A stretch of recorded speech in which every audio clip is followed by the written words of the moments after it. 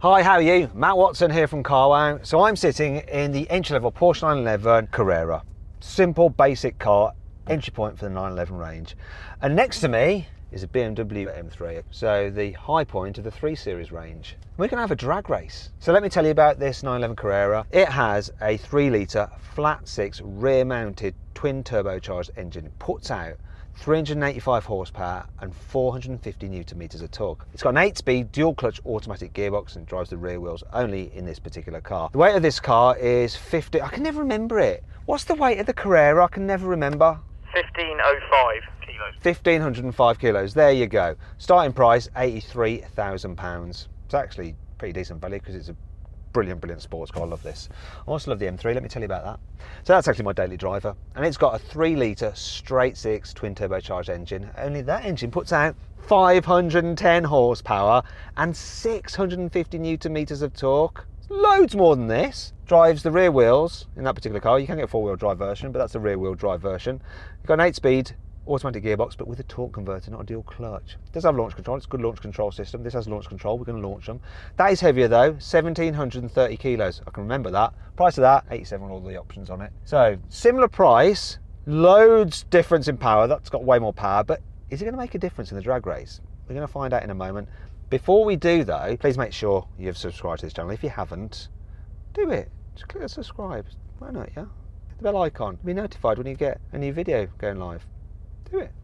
If you've been watching these videos and you haven't done that, well, why not? Just go and do it, please. Also, if you're thinking about buying a new car or selling your old car and you want to make sure you're getting a fair price for either, click on the pop-out banner up there to go to Carwow.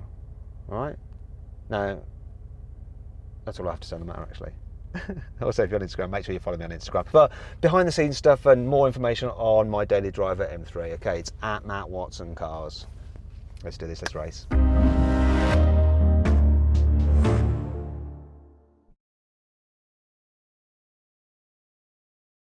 Now before we race, let's do the obligatory Carwow sound check. So I'm going to put this car in sport mode and then I'm going to rev it, but it's got a soft limiter. Look. Oh, actually it's in drive, let's put it in park. There we go.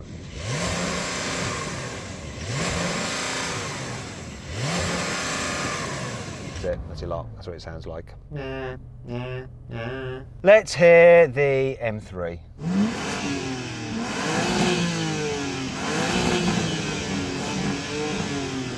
Ew, that sounded better from where I was sitting. Do you have a soft limiter? I really do. It's like 3.5, I think. Nope, this is giving me all of it. Really? That's cool. I wonder if that's going to make it quicker. Probably not, but let's find out. Well, definitely not. Why would it? I'm an idiot sometimes. 3, 2, 1. Add him off the line. Rear mounted engine. Just put that power down.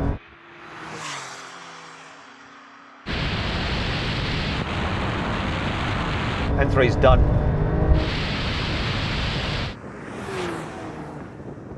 My launch wasn't brilliant, I could do better, but yours was shit. Yeah, it was just all TC, it just wouldn't let any power down, it just kept on spinning. It's a temperature thing. Of course, if I had a clutch and I could do it myself, it would be a lot better, but I'm letting the computer decide, and it doesn't want to give me any power. But it said launch control, right? Absolutely. It got off the line and then just spun and cut all power. Do you want to go down there and warm the tyres up a bit? Go on. I mean, we've got to give it a fair chance, right? Especially as it's my daily. And I know it's really quick. This time I'm going to try it with my stability off. 3, 2, 1. This gets off the line so well. The M3's coming now. He's coming, I haven't got enough room to do it! Yes! Oh my God, this is so quick off the line, it's nuts. My launch was epic. I mean, I could not get a better launch, and it's definitely better at launching with the stability off because you've got that weight over the rear axle, it just hooks and drives. It's awesome. Yeah, I mean, this got no slip, got off the line, it was okay, it was pulling. Just, the Porsche is just good, I guess. I got an amazing time in this, an amazing time. So then what exactly happened? Well, the Porsche won, completing the standing quarter mile in 11.7 seconds. while the BMW took 11.8 seconds. Okay, now we have a rolling race from 50 miles an hour. The car's in comfort mode, automatic mode for the gearbox. I'm going to count it in. 3, 2, 1, go.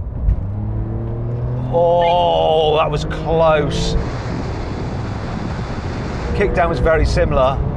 Now that BMW's going, look, you can see the extra horsepower now. It's just gapping me like crazy. Porsches will launch. That thing, once it's going, and it's blooming quick. That was pretty interesting. Gearbox kickdown, similar. This is a dual clutch.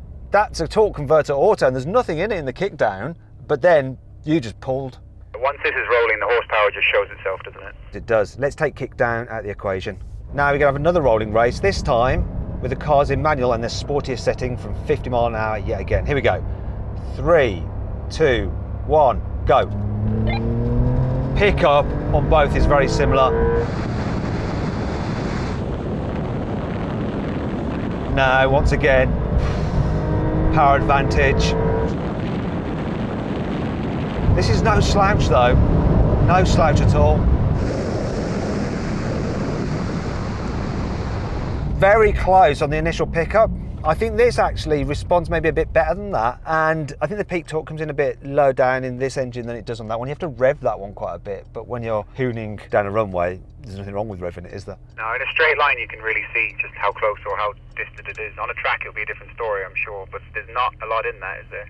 Not a lot in it really, but on an autobahn, you're gone. Actually, you're not gone, because the top speed of that I think is limited to 155, whereas Porsche just lets you do it as fast as the car will do. And I think this is like 170 or something, huh? 180 maybe even. Anyway, enough of that waffle. Someone's putting the actual top speed of this car on the screen right now, because I'm clueless. What a great motoring journalist I clearly am not. Okay, now we're going to have a brake test from 70 miles an hour. Which car will stop in the shortest distance? I think it might well be me. When we reach this line, full emergency stop. Here's the line.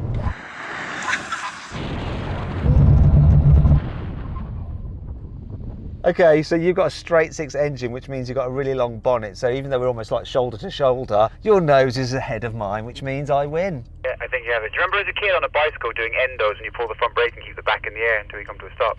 That's just what happened in this car. I didn't see that. Did you see an endo? Let's replay it. No endo. What's he on about? Well, that was interesting. So this won the drag and the brake test just, and that won the rolling races because of its superior power. Now, if you need a car for your family, that is better. If you need a car just for fun, and it's a brilliant driver every day and brilliant on track as well, this is a great choice. Now, I've actually found a great deal on one of these cars through Carwow. If you click on the pop-out banner up there, you can see what the deal is and what the car is, which one it is. All right, click on the link, or follow the link in the description if you're watching on telly or something else and you don't have pop-out banners. All right, go do that. And as ever, follow me on Instagram, Matt Watson Cars. Or is it at Matt Watson Cars? Anyway, I just did that.